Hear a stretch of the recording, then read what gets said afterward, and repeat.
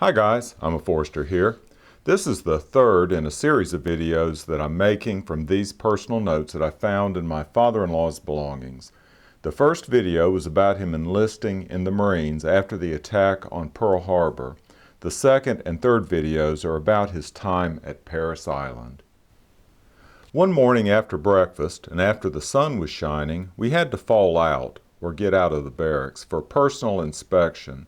Corporal Caruso came down the ranks checking for haircuts, missing buttons, or anything out of place.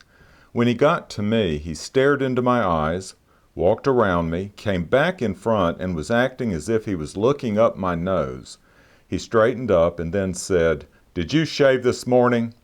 "No, sir," was my reply. You would have thought I had committed the greatest sin in the world. "Get back up there and shave now," he yelled.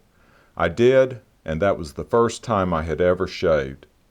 I learned a lot in boot camp, and the two main things were how and when to keep your mouth shut. Oh, and never volunteer for anything. When boot training was over, most of the men were assigned to further training, which was Camp Lejeune in North Carolina. When the truck I was standing near was loading, I heard Corporal Caruso tell the men, "I know I have been rough on you, and you probably hate my guts and would like to whip my butt. If you think you can, jump off the truck. And if you do, I'm going to run like hell." The drill instructors turned out to be very good people. Going back into my boot training period, an incident happened that I think is worth telling. As you know, military personnel come from all walks of life. Some are quiet, soft-spoken, and easy to get along with.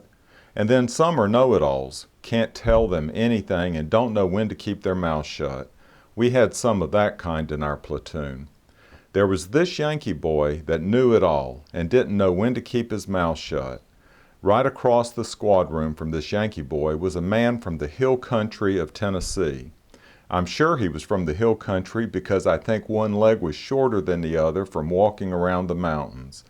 Anyway, this Yankee boy proceeded to criticize the hill country boy about the way he talked, walked, and everything else you could think of, and just wouldn't stop.